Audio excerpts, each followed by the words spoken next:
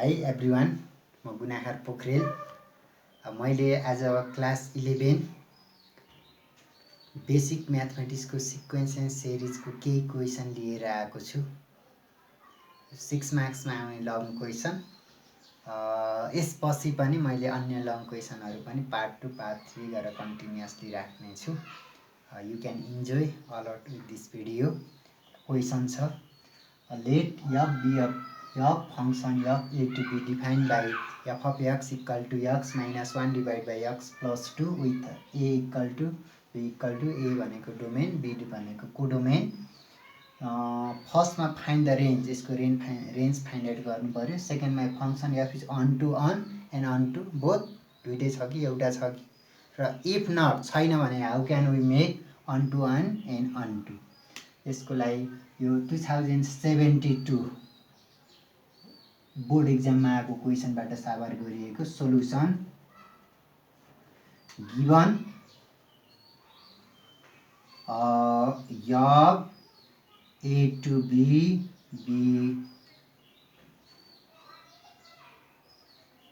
defined by f of x equal to x minus 1 divided by x plus 2 with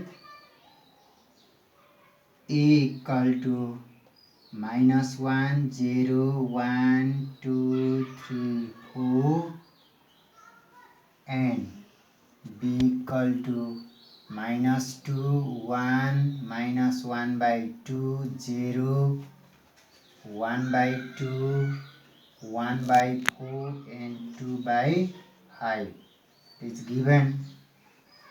First, to find range,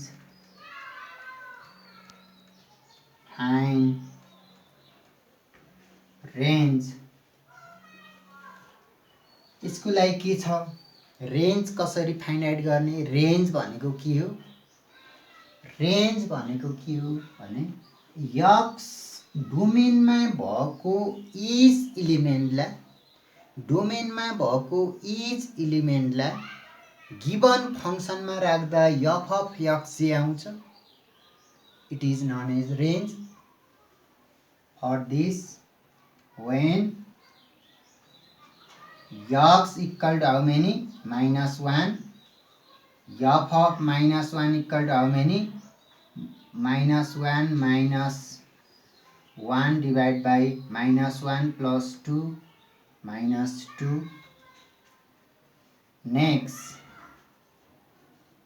when x equal to 0, f of 0 equal to 0 minus 1 divided by 0 plus 2 minus 1 by 2. When x equal to 1, f of 1 equal to 1 minus 1 divided by 1 plus 2, it is 0. When f of x equal to 2, f of 2 equal to 2 minus 1 divided by 1 plus 2 plus 2, 1 by 4. When 2 point here now, when x equal to 3, when x equal to 3, f of 3 equal to 3 minus 1 divided by 3 plus 2, 2 divided by 5. When x equal to 4, f of 4 equal to 4 minus 1 divided by 4 plus 2, 3 by 6. 3 by 6 equal to 1 divided by 2. 3 divided by 6 equal to 1 by 2. Our range, therefore, range equal to how many? Minus 2, minus 1 by 2, 0, 1 by 4, 2 by 5, and last 1 by 2. Minus 2, -1/2, 0, 1/4, 2/5, 1/2. First part is completed. It means range find out गरिसकेको अवस्था छ। सजिलो सबैभन्दा simple खाले question हो long क्वेसनमा आउने। डोमेनको value is डोमेनको value अथवा यक्सको value डोमेनमा भएको इलिमेन्टलाई यक्सले डिनोट गर्छ। पालै पालो गिभन फङ्सनमा राख्दा जे आउँछ it is none as range. अब इट इज 1 to 1 हो। यसमा 1 to 1 को डेफिनेसनले के भन्छ? डिस्टिङ इलिमेन्टको डिस्टिङ इमेज आउनु पर्यो। डिस्टिङ इलिमेन्टको डिस्टिङ इमेज छ, कुनै दुईटा फरक राख्दा सेम आएको छैन। Yes it is 1 to 1। Yes it is 1 to 1 because distinct element have distinct element in set A have distinct image in set B. Distinct element in set A have distinct image in set B. Hence it is 1 to 1. Now next part on to मैले यतिलाई मेटे।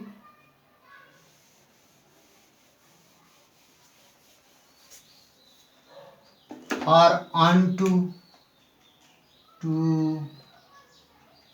or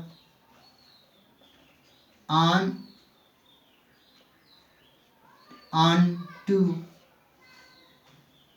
को लागि के हुनुपर्छ? Codomain is equal to range आउनुपर्छ। Codomain कति छ? B set. Range this one equal छ छैन, के बढी छ? 1 बढी छ। गिभन कोडोमेनमा 1 भएको कारणले इट इज नट 1 to 1। या no it is not 1 to 1। No it is not onto because codomain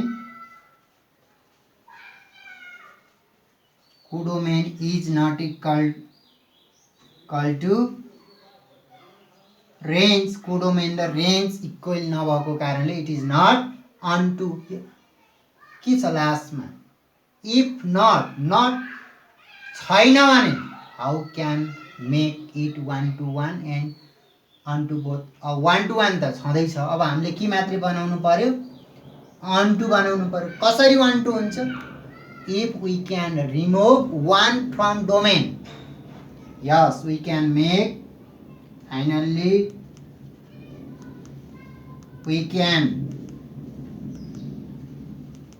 make a function of onto also by removing 1 from set B. If we remove 1 from set B, that is यसलाई कसरी पनि लेख्न सक्छ? Function of a to b minus 1 defined by f of x equal to x minus 1 divided by x plus 2। b ला b बाट 1 remove गर्यो भने we can make 1 on 2 also. अब हामी अर्को क्वेसन 2075 सप्लिमेन्ट्रीमा आएको question. So that function f r to r defined by f of x equal to cx plus d where c and d are real number is 1 to 1 अनि onto र f inverse निकाल्नु पर्ने question छ. अब यसको लागि पहिला छुट्टा छुट्टी हामीले पहिला के गर्छ, onto 1 देखाउँछ अनि 1 to 1 देखाउँछ, onto देखाउँछ अनि इन्भर्स निकाल्छ. पहिला गिभन लेखौँ. Given f r to r r to r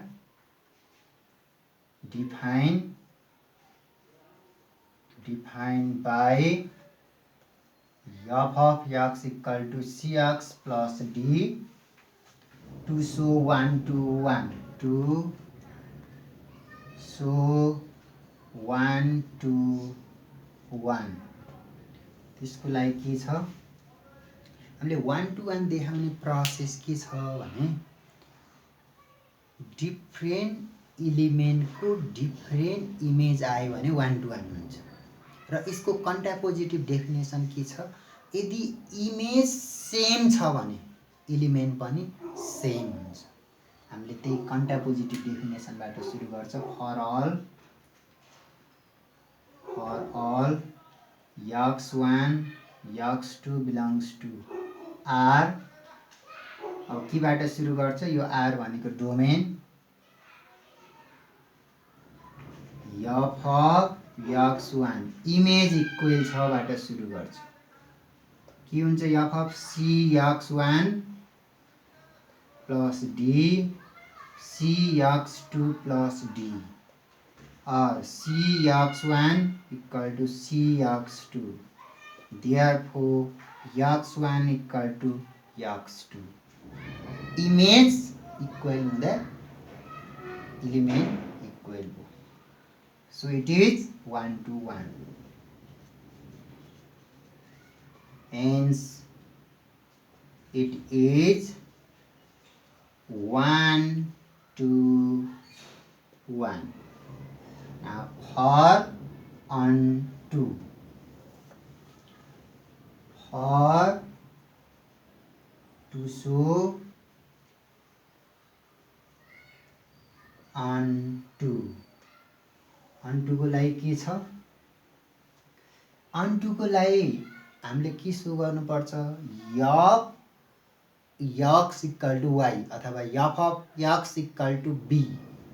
given के छ, let y equal to f of x equal to cx plus d or y equal to cx plus d or cx equal to y minus d or x equal to y minus d divide by c.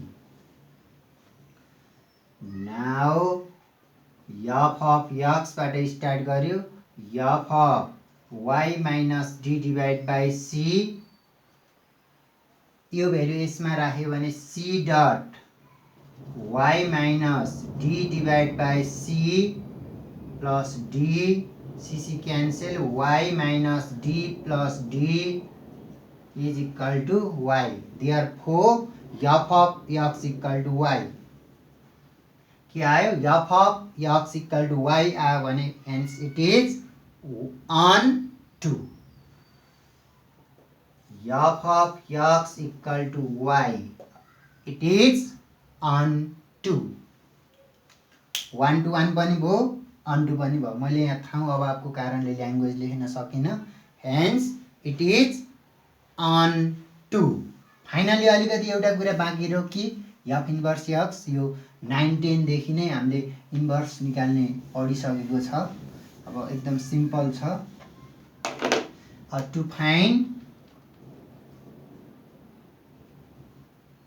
f inverse x, यसको लागि let y equal to f of x equal to cx plus d or y equal to cx plus d or y minus d, y equal to y minus d divide by c. 9 10 देखि नै हामीले inverse निकाल्ने पढिसकेको छ. अब एकदम simple छ. To find f inverse x, यसको लागि let y equal to f of x equal to cx plus d or y equal to cx plus d or y minus d divide by c.